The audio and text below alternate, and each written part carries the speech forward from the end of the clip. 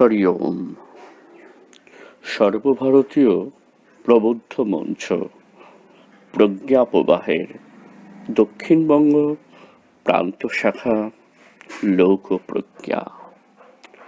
লোকপ্রজ্ঞা রিতম বাংলার সরাসরি অনুষ্ঠানের আজকের শনিবারের বিষয়ে একাত্ম মানব দর্শন। উপস্থাপনায় আপনাদের সাথে এস মজুমদার, সহযোগী সংযোজক আমতা চর্চা কেন্দ্র।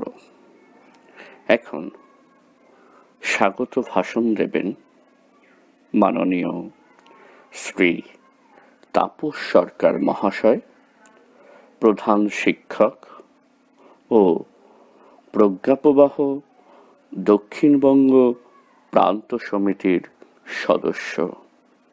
এখন স্বাগত ভাষণ মাননীয় শ্রী তাপস সরকার।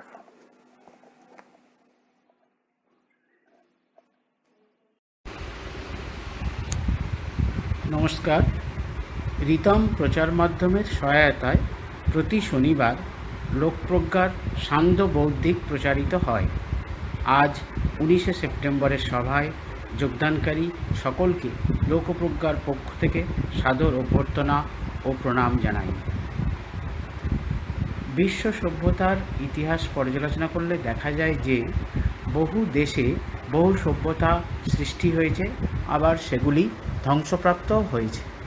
সেই সব সভ্যতা আজ ইতিহাসের পাতায় ঠাঁই পেয়েছে, যেমন মেসোপটেমীয় সভ্যতা, পারসিক সভ্যতা ও মিশরীয় সভ্যতা ইত্যাদি। কিন্তু ব্যতিক্রম ভারতীয় সভ্যতা। তার অর্থ এই নয় যে ভারতীয় সভ্যতা কখনো ধ্বংসোন্মুখ হয়নি। ভারতীয় সভ্যতা বারে বারে সংকটাপন্ন অবস্থায় পড়েছিল, কিন্তু এই সভ্যতার অভ্যন্তরে এমন একটি জীবনী শক্তি ছিল যার দ্বারা সে পুনর্জীবন লাভ করেছে। কোনো মহাপুরুষের আবির্ভাবের পূর্বে সমাজের অবস্থা কেমন ছিল চিন্তা করুন। সমাজে ন্যায় নৈতিকতার কোনো বালাই ছিল না। ভৌগোলিপসার মাত্রাতিরিক্ত বৃদ্ধি মানুষকে চরম স্বার্থপর করে তুলেছিল। গুরুজন বিদ্বজ্জনদের কোনো সম্মান ছিল না, নারীর কোনো সম্ভ্রম ছিল না। আজ সমাজের যেমন অবস্থা তখন ঠিক তেমনই ছিল। এই সংকটময় মুহূর্তে আমাদের দেশে এমন কোনো মহাপুরুষ আবির্ভূত হয়েছেন যিনি ভারতের সনাতন জ্ঞানভাণ্ডার অবলম্বন করে ধ্বংসের হাত থেকে রক্ষা করেছেন। মৃতপ্রায় অধঃপতিত সমাজকে পুনরায় গতিসম্পন্ন করে তুলেছেন। সমাজ আপন গতিতে আবার ছুটে চলেছে। এই জন্যই ভারত আজও অমর। বিশ্বের প্রাচীনতম এই সভ্যতা, ভারতীয় সভ্যতা, তাই চিরনবীন, শাশ্বত, অমর।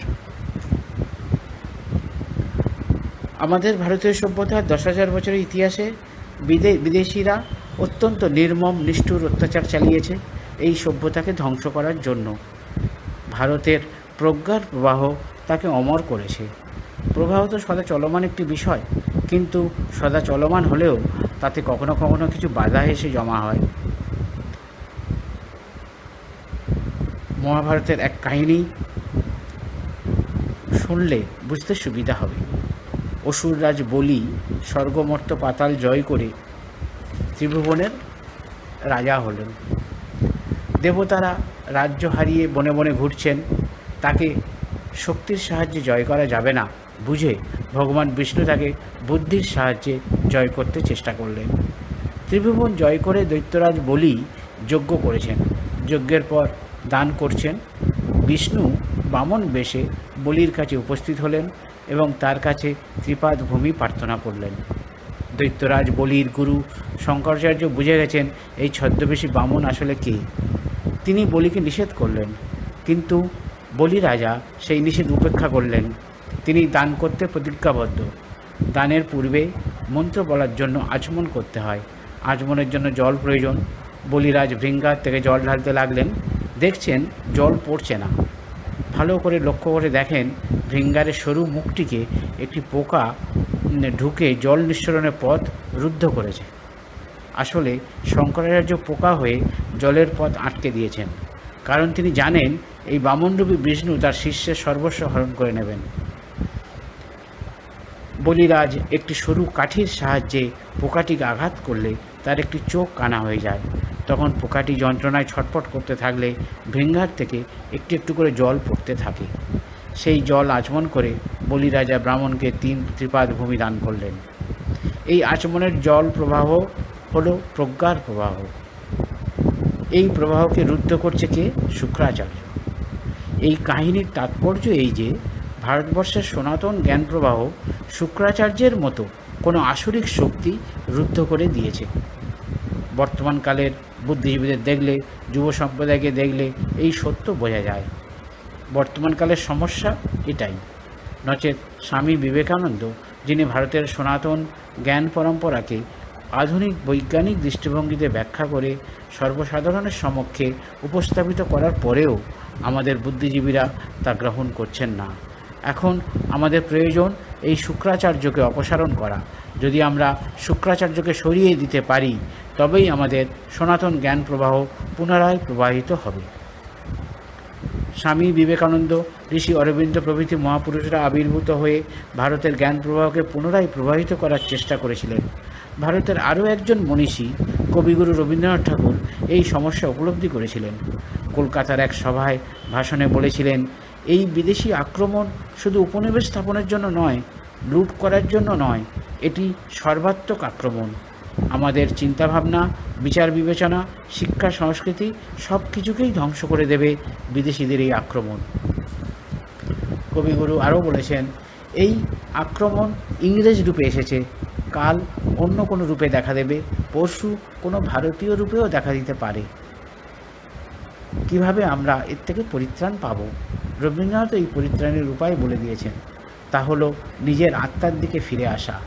আমরা যত নিজের আত্মাকে জানব, ততই এই বিদেশি মায়া মোহ থেকে পরিত্রাণ পাব। তাই আমরা প্রাচীন জ্ঞান বিজ্ঞান পরম্পরাকে জাতীয় জীবনে পুনঃপ্রতিষ্ঠিত করতে চাই। অখিল ভারতীয় প্রবুদ্ধ মঞ্চ প্রজ্ঞা প্রবাহ এই কাজে ব্রতী। প্রজ্ঞা প্রবাহের দক্ষিণবঙ্গের শাখা হলো লোকপ্রজ্ঞা। যে কোনো ভারতপ্রেমী মানুষ এই সংগঠনের সদস্য হতে পারেন। সদস্যদের 5টি কাজ করতে হবে। 1. ব্যক্তিগত প্রচেষ্টায় প্রজ্ঞাবান হতে হবে। 2. মাঝে মাঝে আলোচনা সভায় আয়োজন করতে হবে। 3. জাতীয় আলোচনা সভা জ্ঞান সঙ্গমে যোগদান করতে হবে। 4. জাতীয় সম্মেলন লোকমন্থনে যোগদান করতে হবে। 5. নির্দিষ্ট স্থানে সাপ্তাহিক বা পাক্ষিক 2 ঘন্টার পূর্ব নির্দিষ্ট বিষয়ভিত্তিক চর্চাকেন্দ্র পরিচালনা করতে হবে। এই চর্চাকেন্দ্র পরিচালনা করতে কয়েকটি শর্ত পালন করতে হবে। সময়ানুবর্তিতা, বিষয়ভিত্তিক অনুশাসনবদ্ধ প্রমাণসিদ্ধ আলোচনা, নেতিবাচক যে কোনো আলোচনা বর্জন, রাজনৈতিক আলোচনা সম্পূর্ণরূপে বর্জন। এইভাবে লোকপ্রজ্ঞার সদস্যরা কাজ করে চলেছেন। আজকে লোকপ্রজ্ঞার ওয়েবিনারে বক্তব্য রাখবেন পূর্বক্ষেত্র সংযোজক মাননীয় শ্রী অরবিন্দ দাস মহাশয়। তার বক্তব্যের বিষয় একাত্ম মানব দর্শন। নমস্কার।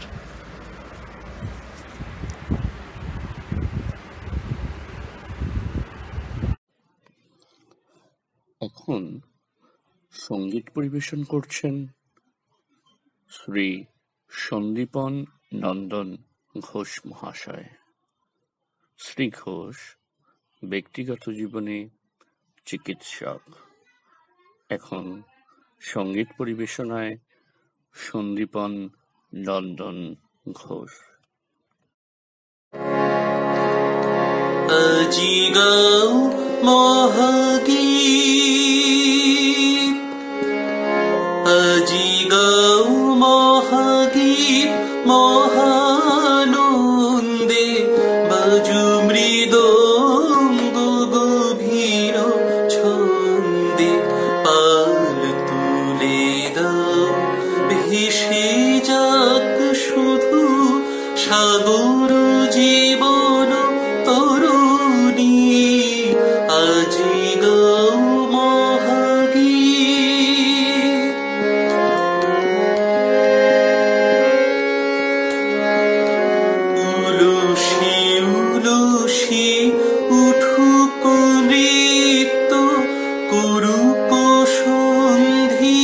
জীবন মৃত্যু উলসি উলসি উঠুক নৃত্য পুরুক সন্ধি জীবন মৃত্যু স্বর্গ নামিয়া আসুক মর্তে স্বর্গে উঠুক ধরণী আজি গাও মহাগীত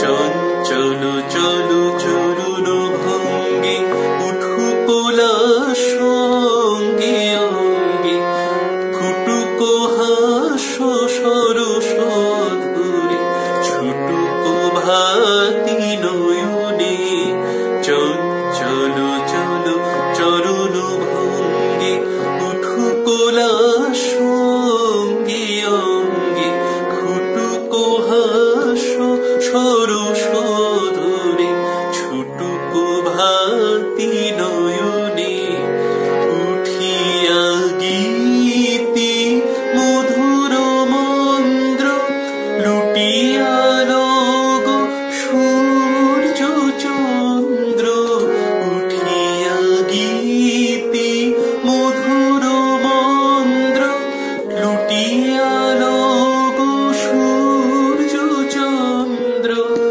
আসুহ পুলকে উঠুক শিহরি ধরণী অরুণ বরণী আজি গাও মহাগীত মহানন্দে আজি গাও মহাগীত। বেদান্ত কিশোরী স্বামী বিবেকানন্দ চিকাগো ধর্মসভায় অবিস্মরণীয় যে শ্লোকটি আবৃত্তি করেছিলেন, যে শ্লোকটি এদেশের সাধুসন্তের মণ্ডলীতে নিত্য পাঠ্য। রুচিনাম বৈচিত্রাদ্রিজ কুটিল নানাপথ জুষম নৃণামেতগমস্তমসি পয়ুষার্ণব ইব। বিভিন্ন নদী বিভিন্ন উৎসস্থলগুলো থেকে বিরাজিত বিভিন্ন স্থানে, কিন্তু তারা সবাই যেমন একই মহাসাগর গর্ভে তাদের জলরাশি ঢেলে দেয়, তেমনি হে ভগবান নিজ নিজ রুচির বৈচিত্র্য নিয়ে যারা চলছে, তুমি হচ্ছ তাদের সবার একমাত্র লক্ষ্য। ভারতীয় সমাজ, সংস্কৃতি, বিজ্ঞান, নীতি, সভ্যতা কোনো কিছুই ধর্ম ছাড়া নয়। ভারতের সকল শ্রেণীর মত ও পথ অবলম্বনকারী সাধু সন্ত মহাত্মারা সেই একই লক্ষ্যে ধাবিত হয়ে চলেছেন আবাহমান কাল ধরে। সাধনার চরম উপলব্ধি ঘটে তত্ত্বমসি এই উপলব্ধিতে। আমি সেই, শুধু মানুষ নয়, প্রতিটি জীব, প্রাণী, এমনকি জড় পদার্থের মধ্যেও সেই এক এর উপলব্ধি। তাই তো আমরা দেখি জ্ঞান মহারাজ যখন জয়রামবাটিতে একটি বিড়ালকে আঘাত করছেন, তখন জগৎ জননী মা বলছেন, ওরে জ্ঞান, ওদের মধ্যেও তো আমি আছি। আমাদের বিভিন্ন সাধু সন্ত, তাদের জীবনেও এরকম আমরা বহু ঘটনা দেখি যখন তারা বিভিন্ন জীবের সাথে একাত্ম অনুভব করেন। একাত্মতা হিন্দুত্বের, আমাদের ধর্মের মূল সুর। আমাদের যা পার্বণ, আচার অনুষ্ঠান, জীবনশৈলী, জীবনের প্রতিটি ক্ষেত্রে সেই সুর নানা সুরে বেজে ওঠে। ধর্ম, অর্থ, কাম, মোক্ষ, চতুর্বর্গ বর্ণের আমাদের জীবন স্পন্দনশীল। জীবনের সেই স্পন্দনকে উপলব্ধি করে আমাদের সামনে নতুন আঙ্গিকে উপস্থিত করেছেন এ যুগের আর এক ঋষি পণ্ডিত দীনদয়াল উপাধ্যায় মহাশয়। বসুধৈব কুটুম্বকম এই উপলব্ধি আমাদের আত্মচেতনায়, তাই একাত্মতা, তাই দর্শন মানুষের জন্য, মানব সভ্যতার জন্য। তা থেকেই একাত্ম মানব দর্শন। এই বিষয়ে আজ আলোচনায় মাননীয় শ্রী অরবিন্দ দাস মহাশয়, পূর্বক্ষেত্র সংযোজক, প্রজ্ঞা প্রবাহ। এখন একাত্ম মানব দর্শন এই বিষয়ে আলোচনায় মাননীয় শ্রী অরবিন্দ দাস মহাশয়।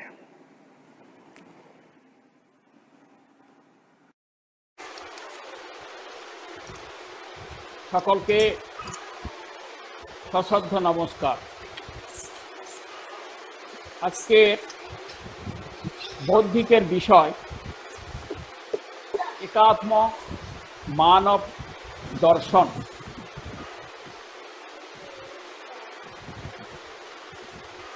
এই মুহূর্তে সারা ভারতবর্ষের মাইক্রোফোন অন। এই মুহূর্তে সারা ভারতবর্ষের কোটি কোটি ভারতবাসীর হৃদয়ে একটিমাত্র ছবি, কোটি কোটি ভারতবাসীর একটিমাত্র সঙ্গীত, কোটি কোটি ভারতবাসীর লক্ষ্য এক বিশ্ব মানবের দিকে, যাকে আমরা ঈশ্বরের প্রতিমূর্তি বলি, এক একাত্ম মহামানবের দিকে, যাকে যুগ যুগ ধরে ভারতবর্ষ তার চলার পথে পথদ্রষ্টা হিসাবে স্বীকার করে আসছে, স্বীকার করে থাকবে। তিনি শ্রীরামচন্দ্র। ভগবান শ্রীরামচন্দ্র এবং ভগবান শ্রীকৃষ্ণ ভারতবর্ষের হৃদস্পন্দন, সিস্টল ডায়াস্টল। একাত্ম মানব দর্শনের কথা বলতে গিয়ে যদি এই দর্শনের জীবন্ত প্রতিমূর্তি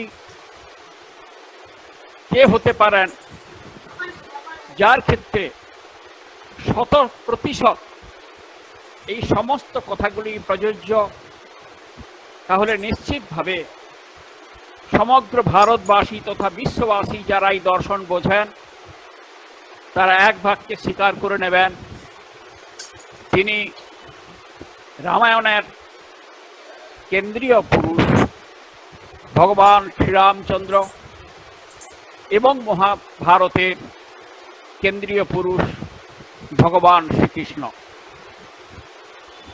শ্রীরামচন্দ্র ভৌগোলিক দিক থেকে ভারতবর্ষকে উত্তর থেকে দক্ষিণে একাত্ম করেছেন। ভগবান শ্রীকৃষ্ণ ভারতবর্ষকে পূর্ব থেকে পশ্চিমে একাত্ম করেছেন। আর এই রাম এবং কৃষ্ণ তথা রামকৃষ্ণ সারা বিশ্বকে, সারা পৃথিবীকে যুগ যুগান্তর থেকে একাত্ম দর্শনের উদাহরণ, আদর্শ কি হবে তা রেখে চলেছেন। আমরা 108 কথাটির সঙ্গে খুব পরিচিত আছি। শ্রীকৃষ্ণের 108টি নাম রয়েছে, আর শ্রীরামচন্দ্রের গুণাবলীর মধ্যে ব্রহ্ম পরাৎপর রাম এইটা দিয়ে শুরু হয়েছে, সেখানেও 108টি বিশেষণ। এর মধ্যেই যেন একাত্ম মানব দর্শনের মধ্যে যত বৈশিষ্ট্যের কথা, গুণের কথা, নীতির কথা, দর্শনের কথা বলা হয়েছে, এর জন্য পরিপূর্ণ প্রয়োগ ঘটেছে। সেই বিষয়ে আমরা কিছুক্ষণ আলোচনা করব। বিষয়টির নাম একাত্ম মানব দর্শন। কিন্তু অনেকেই বলেন, আমরা তো বিভিন্ন ক্ষেত্রে আলোচনা করতে শুনি, এটি হচ্ছে একাত্ম মানববাদ। তাহলে দুটো কি আলাদা না দুটো এক? আমি খুব তাড়াতাড়ি ধারণার স্পষ্টতার জন্য দুটো বই আপনাদের সামনে দেখাচ্ছি।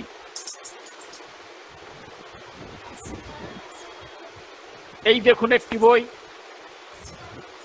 এতে লেখা রয়েছে একাত্ম মানব দর্শন। আবার একটি বই দেখাচ্ছি,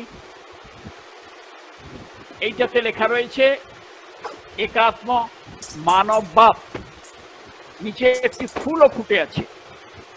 সুতরাং এই ফুল যেখানে ফুটে থাকবে, যেখানে ইজমের সঙ্গে ইজমের সংঘাত, আমাদের দর্শনকে তৈরি করতে হবে, সেখানে এর প্রয়োগ হবে একা মানববাদ হিসাবে। আর যেখানে দ্বন্দ্ব নাই, ওই ক্ষেত্র বাদ দিয়ে, রাজনৈতিক ক্ষেত্র বাদ দিয়ে বাকি সর্বত্র আলোচনা হবে একাত্ম মানব দর্শন।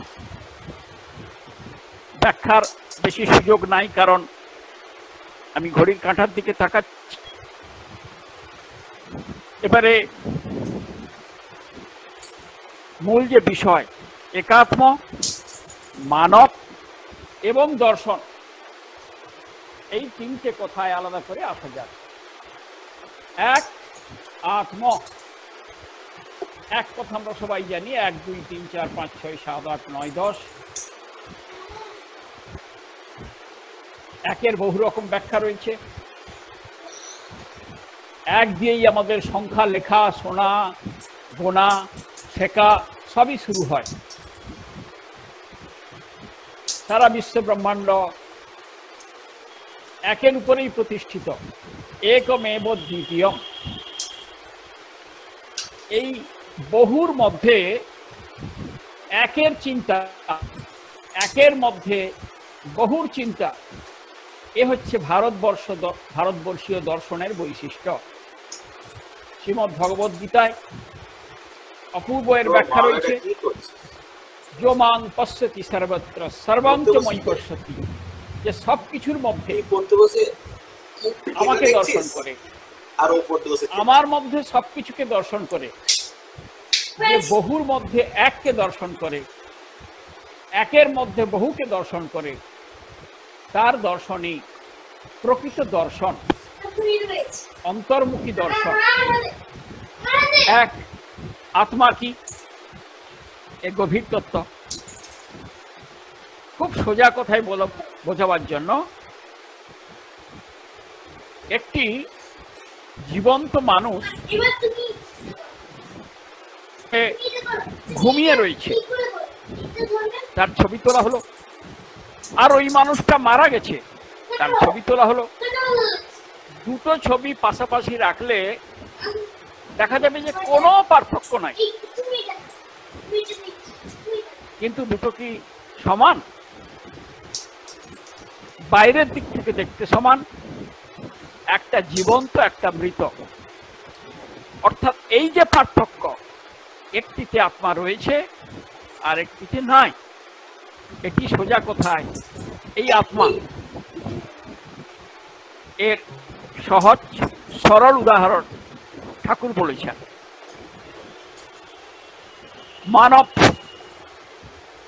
পৃথিবীর ঈশ্বর সৃষ্ট শ্রেষ্ঠতম জীব। আমরা খুবই শুনে থাকি 84 লক্ষ যোনি ভ্রমণের পরে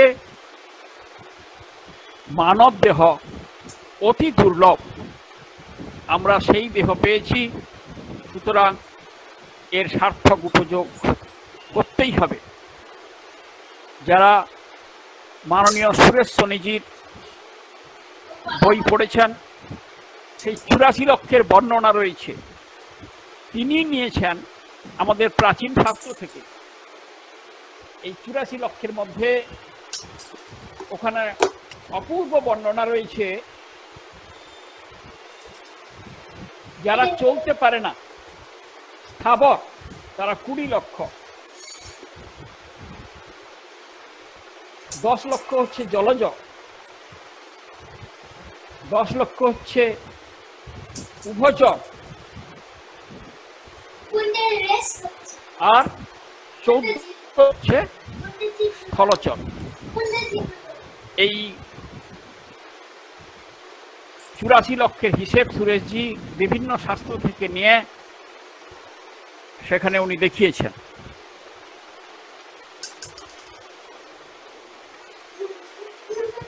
এই 84 লক্ষ জনের মধ্যে শ্রেষ্ঠতম হচ্ছে মানব, কারণ এই দর্শন বোঝার ক্ষমতা, তার সৃষ্টি, সে কোথা থেকে এসেছে, কোথায় রয়েছে, কি করার জন্য এসেছে, আর কোথায় পৌঁছাবে, এই বোধ এই 84 লক্ষ জীবের মধ্যে শুধুমাত্র এই মানবেরই রয়েছে। সেই জন্য ঈশ্বরের সৃষ্টিতে শ্রেষ্ঠতম প্রাণী হচ্ছে মানব।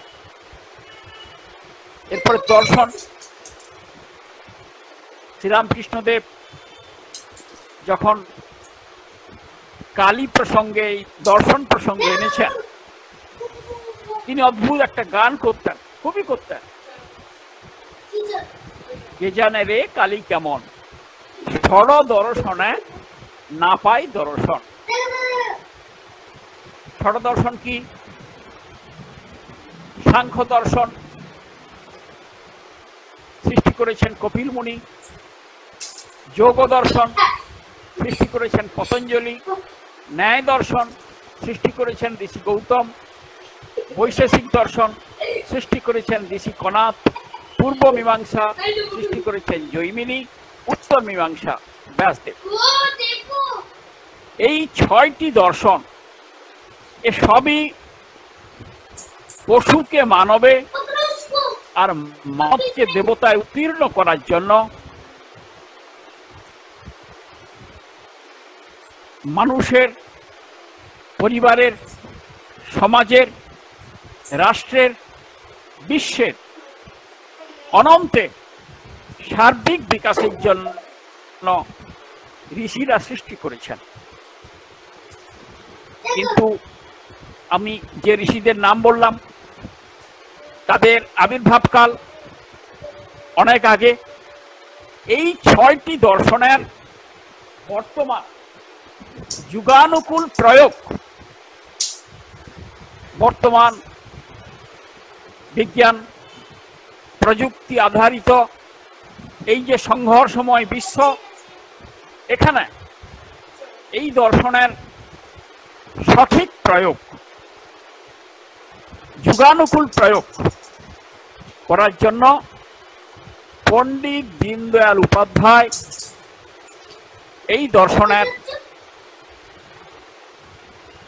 আমরা বলতে পারি এডিটার, সৃষ্টি নয়, সংকলন করেছেন 1965 সালে। খুব কম কথায় এই ষড়দর্শনের সংক্ষিপ্ত যুগানুকূল রূপ, তার ব্যাখ্যা এবং প্রয়োগ করেছেন যে ঋষি, তার নাম বললাম পণ্ডিত দীনদয়াল উপাধ্যায়। তার সংক্ষিপ্ত একটি পরিচয় দরকার। 1916 সালে 25শে সেপ্টেম্বর উত্তরপ্রদেশে তার জন্ম হয়েছিল। আর ঠিক 52 বছর পরে 1968 সালে 10ই ফেব্রুয়ারি রাত্রিবেলা মোগলসারা স্টেশনে তার বলিদান হয়েছে। অর্থাৎ এই 52 বছর কয়েক মাস তার আয়ু ছিল।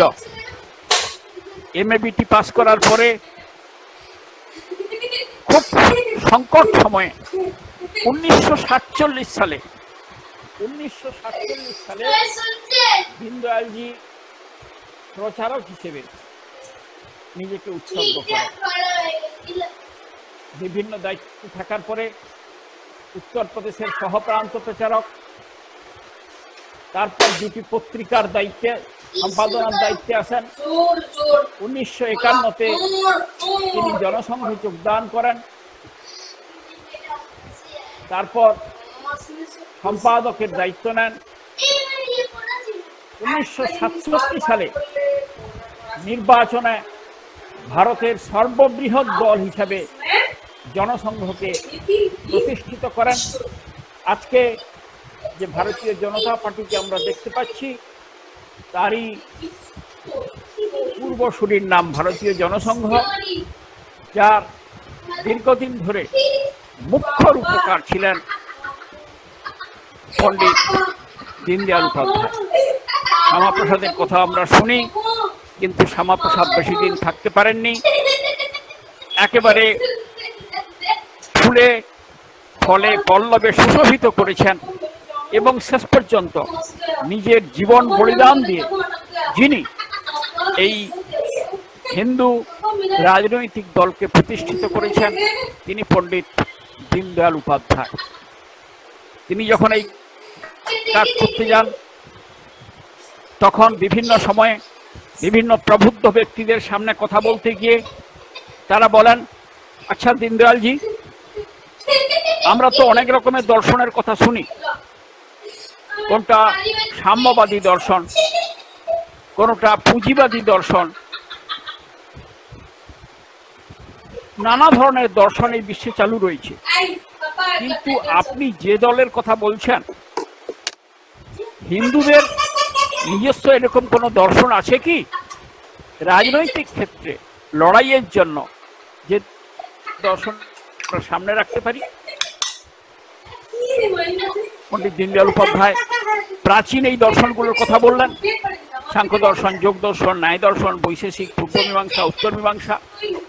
কিন্তু এগুলো তো অনেক কাল আগে, বর্তমান যুগোপযোগী প্রয়োগ এবং একসঙ্গে গুছিয়ে এক জায়গায় লেখা আছে। আমাদের অর্থনীতি কি হবে, আমাদের শিক্ষানীতি কি হবে, আমাদের সমাজনীতি কি হবে, আমাদের গ্রাম বিকাশের নীতি কি হবে,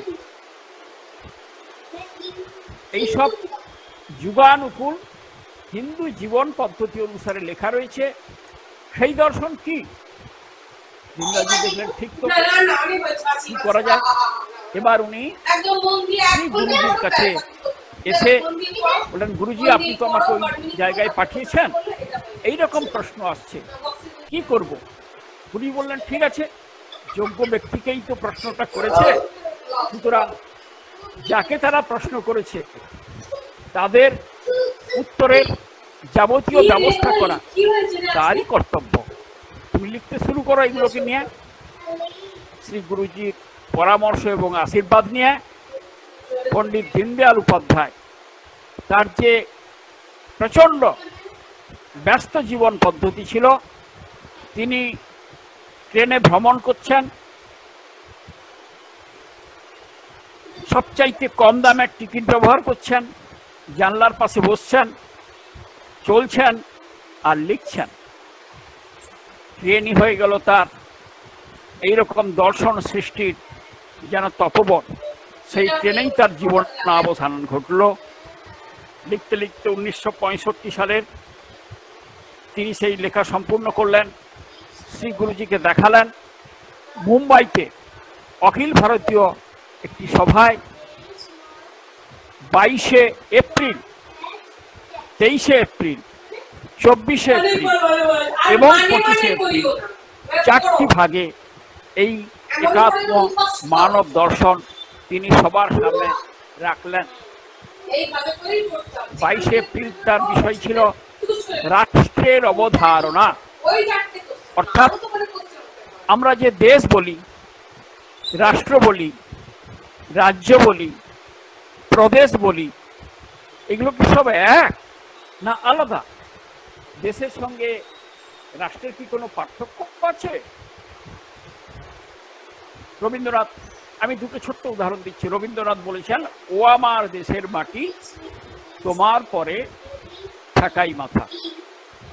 সংঘের প্রার্থনায় আমরা বলি হিন্দু রাষ্ট্রাঙ্গ ভূতা। প্রার্থনার শেষে আবার রাষ্ট্রের কথা রয়েছে।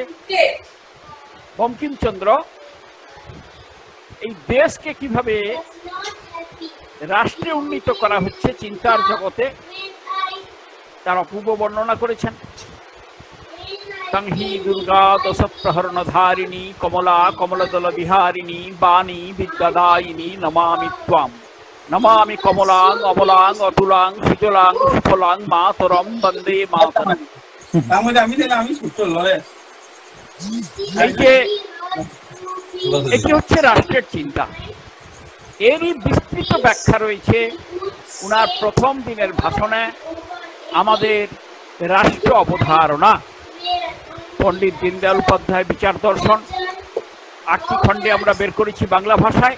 তার মধ্যে একটি ভলিউম রয়েছে আমাদের ভূ-সাংস্কৃতিক রাষ্ট্রবাদ, অর্থাৎ রাষ্ট্রের অবধারণা। দ্বিতীয় বিষয় ছিল 23 তারিখের বিষয় ছিল একাত্ম মানববাদ। আজকে যে বিষয়টা বলছি তার মুখ্য বিষয়। বিষয় ছিল 24 তারিখে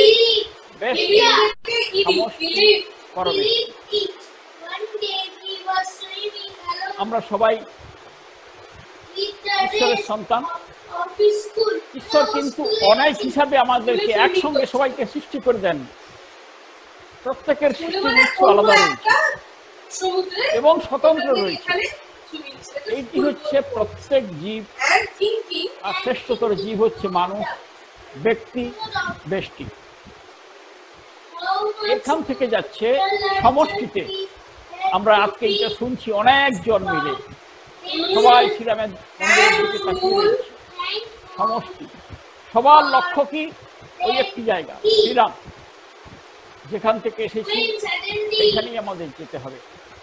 এগুলোর মধ্যে কতখানি মিল আছে আর কতখানি গরমিল আছে, এই বিষয়টা উনি আলোচনা করেছেন। অর্থাৎ আমাদের জীবন লক্ষ্য কি, ভারতবর্ষের জীবন লক্ষ্য কি, হিন্দুদের জীবন লক্ষ্য কি, এটা রয়েছে উনার তৃতীয় ভাষণে 24 এপ্রিল দেশটি, সমষ্টি, পরমেষ্টি এই বিষয়ের মধ্যে।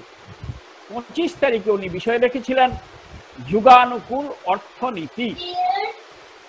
যুগানুকূল অর্থনীতি, অর্থ ছাড়া কিছুই চলবে না। আবার যা কিছু সর্বনাশী ব্যাপার, যা কিছু গন্ডগোলের ব্যাপার, যা কিছু পতনের ব্যাপার, আজকে আমরা দেখতে পাচ্ছি খেই মারপিট, গুলি গোলা, নিত্য খবরের কাগজ, টিভিতে দেখছি জীবন চলে যাচ্ছে। কিসের কারণ? জগতে যা যা কিছু দুর্ঘটনা ঘটছে, ঠাকুর বলেছেন একটা কামিনী একটা কাঞ্চন। এই অর্থ না হলে জীবন চলবে না, কিন্তু অর্থ যদি সৎ ব্যবহার না হয় তাহলে ওইটাই ধ্বংসের কারণ, ওইটাই হয়ে যাবে অনর্থ। অর্থের সঙ্গে যদি ধর্মের যোগ হয়, অর্থ যদি ধর্ম পথে পরিচালিত হয়, তখন অর্থ হয়ে যাবে পরমার্থ। অর্থ না হলে জীবন চলবে না, মাঝখানে আমরা রয়েছি। অর্থ আমাদের বিপদগামী করতে পারে, নিচের দিকে নামলে অর্থ হয়ে যায় অনর্থ, উপরের দিকে উঠলে অর্থ হয়ে যায় পরমার্থ। এই বিষয়ের বর্ণনা রয়েছে অপূর্বভাবে দীনদয়ালজির চতুর্থ ভাষণ 25 এপ্রিল যুগানুকূল অর্থনীতি ওর মধ্যে রয়েছে। এবারে আমি আপনার সময় বেশি নাই, এই সময়ের মধ্যে আমি যে সঙ্গীত এখানে পরিবেশিত হলো, আমি তার উপর ভিত্তি করে সংক্ষেপে একাত্ম মানব দর্শন একটুখানি ব্যাখ্যায় গিয়ে রাখার চেষ্টা করছি। কারণ এই বিষয়টি অনেকটা জটিল রয়েছে। সংঘের প্রাথমিক শিক্ষণবর্গ যারা থাকেন সেখানে বিষয় আলোচনা হয় না, প্রথম বর্ষে যারা থাকেন সেখানেও বিষয় আলোচনা হয় না, দ্বিতীয় বর্ষে যারা যান একটি মাত্র বৌদ্ধিক থাকে, তৃতীয় বর্ষে যারা যান সেখানে 4খানা বৌদ্ধিক থাকে এই বিষয়ের উপরে। অর্থাৎ দ্বিতীয় বর্ষ থেকে এই বৌদ্ধিকের বোধগম্যতা স্বয়ংসেবকের আছে, সেই জন্যই এই বিষয়ে রাখা রয়েছে। আমি তাই একেবারে প্রাথমিকেরও আগে অবস্থায় অতি সরলভাবে বিষয়টা কিছুটা বললাম, আর কিছুটা বলার চেষ্টা করেছি সঙ্গীতের মাধ্যমে। একাত্ম মানব দর্শন ভারতের অখণ্ড মণ্ডলাকারা, অখণ্ড মণ্ডলাকারা, এই দেখুন এইটি হচ্ছে অখণ্ড মণ্ডলাকারা। একটি পৃথিবী, তাকে কেন্দ্র করে অখণ্ড মণ্ডল আকারে একটি রেখা বর্ধিত হচ্ছে। একেবারে কেন্দ্রে রয়েছে ব্যক্তি, তারপরে যে গোল দাগটি তার সেটা হচ্ছে পরিবার, তার বাইরে হচ্ছে সমাজ, তার বাইরে হচ্ছে রাষ্ট্র, তার বাইরে হচ্ছে অনন্ত। এটি আমাদের গুরু প্রণাম মন্ত্রের মধ্যে সুন্দর ব্যাখ্যা রয়েছে। অখণ্ড মণ্ডলাকারং ব্যাপ্তং যেন চরাচরম, এটি হচ্ছে অখণ্ড মণ্ডলাকার। এই তো উপাধ্যায় দীন দয়ালকৃত শাশ্বত বিচারধারা। শাশ্বত হচ্ছে সনাতন। সনাতন মানে কি? যা নিত্য নূতন, চিরপুরাতন, ওইটি সনাতন, ওইটিকেই বলে শাশ্বত। শাশ্বত প্রকৃতি বিকৃতি নয়, সংস্কৃতি।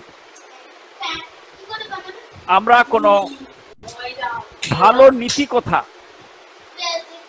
একটি ছোটদেরকে আমরা বললাম, ধরুন একটা কথা যে সূর্য ওঠার আগে ঘুম থেকে উঠে পড়ার দরকার, এটি হচ্ছে নীতি। ওই ছেলেটি এই নীতি কথা শুনে প্রত্যেক দিন সূর্য ওঠার আগে উঠতে শুরু করলো। নীতিটা তখন তার সংস্কারের, তাকে দেখে বাড়ির সবাই উঠতে শুরু করলেন। ভোরবেলা বাচ্চা ছেলে উঠে পড়ছে, তো আমাদের ওঠার দরকার, ঘুমিয়ে থাকা ঠিক নয়। তখন সেটা পরিবারের সংস্কারের মধ্যে এলো। পরিবার সংস্কার থেকে ওই গ্রামের সমস্ত মানুষ ভোরবেলা উঠতে শুরু করলো। এইভাবে ওই সমাজের মধ্যে এই সংস্কারটা ব্যাপকভাবে ব্যষ্টি থেকে সমষ্টিতে এলো। তখন এটি হয়ে গেল সংস্কৃতি।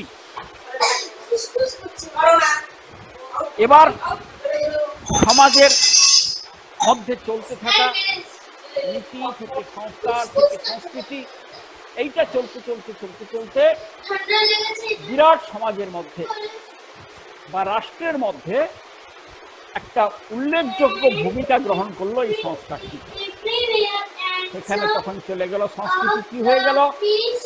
সভ্যতা। তাহলে মানুষের ঈশ্বর সৃষ্টি করেছেন একটা প্রকৃতি। কি প্রকৃতি ওটা? কিছু সময় ঘুমানোর পরে তার আর ঘুমের দরকার হবে না, তার স্বাভাবিকভাবে উঠে পড়ার দরকার, এটা প্রকৃতি। তার যে জল খেয়েছে তাকে বাথরুমে যেতে হবে, এটা প্রকৃতি। কিন্তু ইচ্ছে করে কুড়েমি করে সে শুয়ে থাকলো, এটা বিকৃতি। আর ঠিক সময় উঠে ঠিক কাজ করছে, এটা সংস্কৃতি। এখান থেকে সৃষ্টি কি হয়? মানুষের যে 4 পুরুষার্থ, এটা সে অর্জন করতে পারে। যদি সে সংস্কৃতিকে অনুসরণ করে তাহলে সে 4 পুরুষার্থের অধিকারী হবে। মানুষ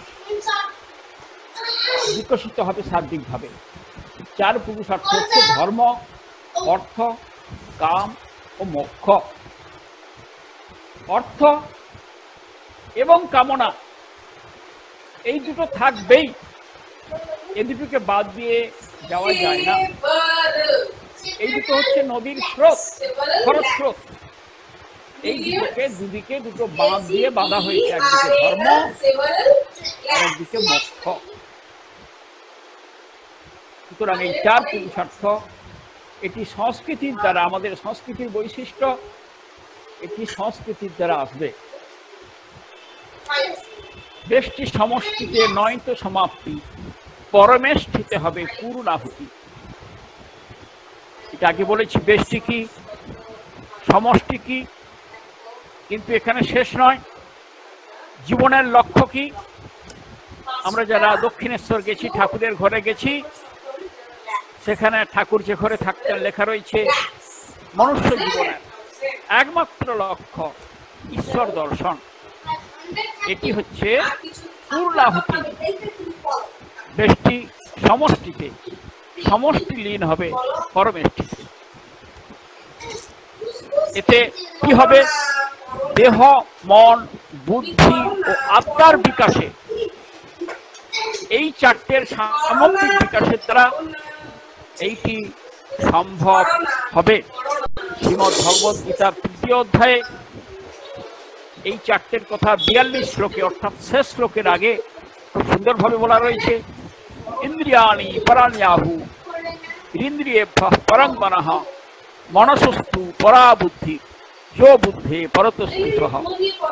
এবং এর রেজাল্ট তার পরের শ্লোকটা, অর্থাৎ 3য় অধ্যায়ের শেষ শ্লোকে বলা রয়েছে এবং বুদ্ধে পরং বুদ্ধা সংস্তভ্যাত্মা নমাত্মনা জহি শত্রু মহাবাহো কামরূপং দুরাসদম।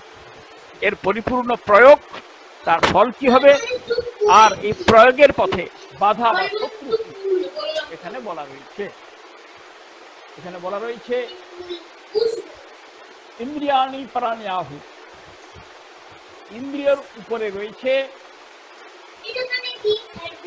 প্রাণ, তারপরে রয়েছে মন, তার উপরে রয়েছে বুদ্ধি, আর সব কিছুর উপরে রয়েছে আত্মা। আত্মা না থাকলে এ সবগুলোই হচ্ছে শূন্য।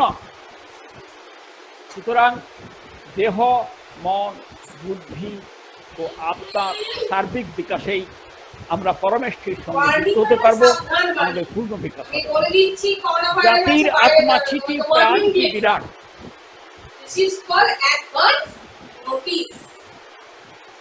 শ্রীরামকৃষ্ণ 1886 সালের 1 জানুয়ারি কাশীপুর উদ্যানবাটিতে দাঁড়িয়ে বললেন, তোমাদের চৈতন্য 1000 বছর ধরে ঘুমোচ্ছে, স্লিপিং লেভিয়েথান, অচেতন অবস্থায় রয়েছে, জড় হয়ে গেছে, আত্মা নাই, মেজারমেন্ট পরাধীনতা। তিনি বললেন তোমাদের চৈতন্য হোক, চেতনা এলো, চিতি, এটি হচ্ছে জাতির আত্মা, এটাকেই বলে চিতি। ভারত জাগতে শুরু করলো। তিনি জাগাবার জন্য এক সিংহকে দিয়ে দিলেন, সে হুঙ্কার করতে শুরু করলো, জাগো জাগো, ওঠো জাগো, ওঠো জাগো, উত্তিষ্ঠত জাগ্রত প্রাপ্য বরান নিবোধত ক্ষুরস্ব ধারা নিশিতা দূরত্বয়া। চেঁচিয়ে চেঁচিয়ে হাতে একটা লাঠি নিয়ে আমাদের এই যাত্রা শুরু করলো। সারা ভারতবর্ষ ঘুরলো 3 বছর। ভারতকে জাগানোর পরে লাভ দিল পাশ্চাত্যে, সেখানেও 3 বছর এই একই কথা বলতে শুরু করলো, জাগো জাগো জাগো জাগো। প্রথমটি ঠাকুর জাগিয়েছিলেন চিতি, চেতনা, আর প্রাণের প্রকাশ ঘটালেন স্বামীজি।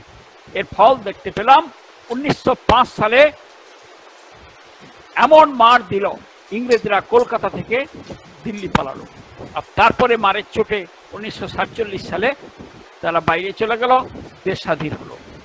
এটা চিতির এবং প্রাণের বিকাশের ফলে। এইটা জাগ্রত হলে কি আসে হয়? জাগ্রত হলে আসে ধর্ম স্বরাজ। ব্যক্তি সমৃদ্ধিতে পরিবারে শান্তি, সুসংবদ্ধ হয় মানব সমাজ। ব্যক্তি যখন সংস্কৃতবান হবে, সংস্কৃতি সম্পন্ন হবে, তখন তার পরিবারে শান্তি আসবে। পরিবারে শান্তি এলে কি হবে? ওই এলাকায়, ওই সমাজে প্রভাব বিস্তার হবে, সবাই শান্ত হবে, সবাই সমৃদ্ধ হবে, সবাই ধর্মমুখী হবে। আর সমাজ যখন সমৃদ্ধ হবে, ধর্মমুখী হবে, শক্তিশালী হবে, তখন রাষ্ট্র হবে বিকশিত, পরিপূর্ণ রাষ্ট্র। যে রাষ্ট্রের কল্পনা আমরা আমাদের ঋষিরা করে গেছেন, অথর্ববেদে যে রাষ্ট্রের ব্যাখ্যা রয়েছে, ভদ্রমিচ্ছন্ত এই বলেই শুরু হয়েছে যে রাষ্ট্রের ব্যাখ্যা, রাষ্ট্রের চিন্তা, রাষ্ট্রের ব্যাখ্যা, রাষ্ট্রের পরিকল্পনা সব ঋষিদেরই রয়েছে। ওই রাষ্ট্র বর্তমানকালে ঋষি বঙ্কিমচন্দ্র, শ্রী অরবিন্দ, রবীন্দ্রনাথ, শ্রী গুরুজি যে রাষ্ট্রের কথা আমাদেরকে বলেছেন, পণ্ডিত দীনদয়াল উপাধ্যায় ওই আদর্শ রাষ্ট্রের প্রার্থনার শেষে, সংঘ প্রার্থনার শেষেও আমরা পরম্বই ভবমে তুমি স্বরাষ্ট্র, ওই রাষ্ট্রের কথা বলছি। ওই রাষ্ট্র তখন আমাদের সামনে চলে আসবে। আমরা ওই রাষ্ট্র, ওই দেবী, ওই ভারত মাতাকে আমাদের মা হিসেবে অন্তরে আমরা প্রতিষ্ঠা করতে পারবো। এই একাত্ম মানব দর্শন, এটি আলোচনা করলে, এটিকে নিয়ে চর্চা করলে কি হবে? পণ্ডিত দীনদয়াল উপাধ্যায় তার একাত্ম মানব দর্শন সেখানে খুব সুন্দরভাবে এর ব্যাখ্যা করেছেন। পণ্ডিত দীনদয়াল উপাধ্যায়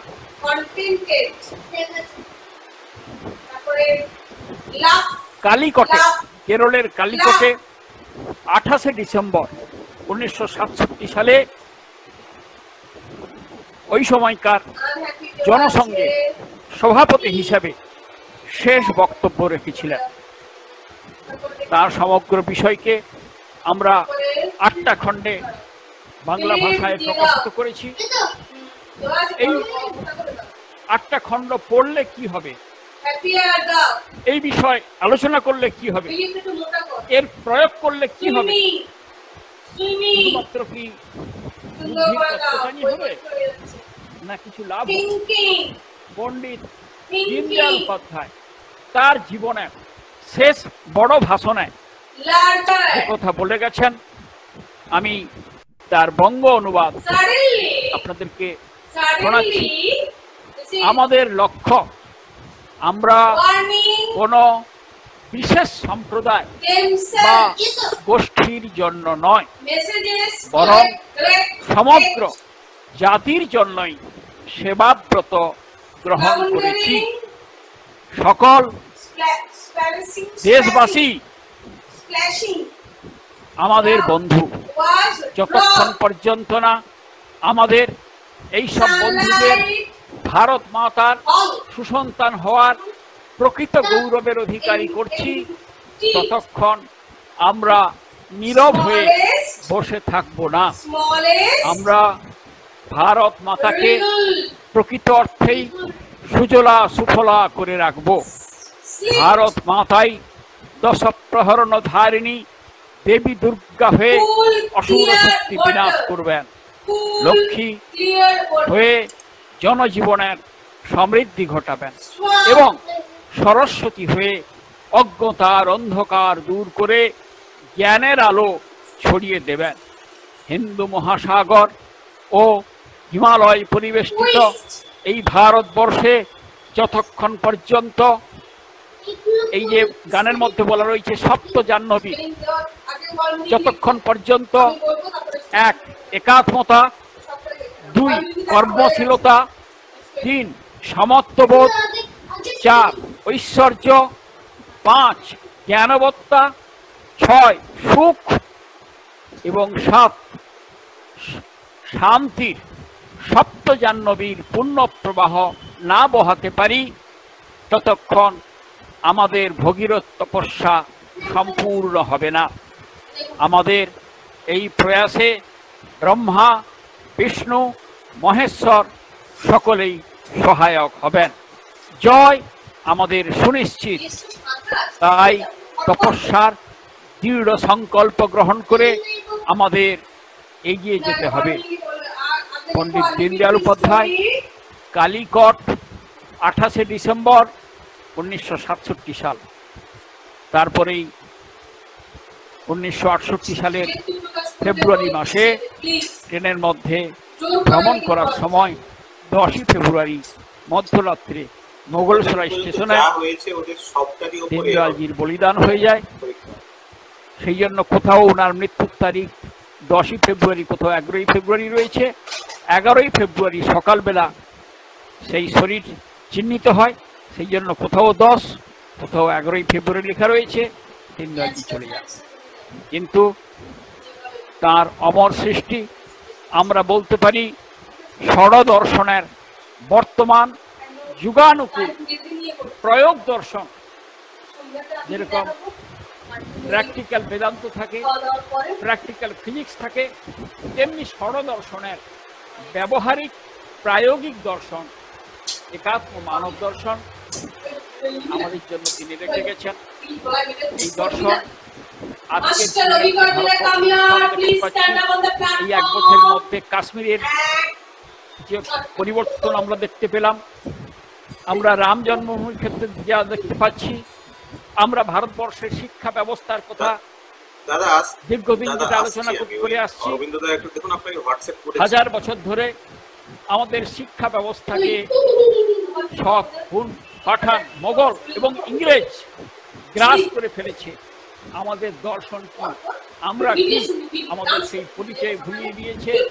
আবার স্বপরিচয় জানার জন্য যে নতুন শিক্ষা ব্যবস্থা চালু হচ্ছে, আজকের যে আমাদের সামরিক শক্তি চীনকে চ্যালেঞ্জ জানাচ্ছে, এ সমস্ত কিছু উৎসব মুখ রয়েছে পণ্ডিত দীনদয়াল উপাধ্যায়ের একাত্ম মানব দর্শনের মধ্যে।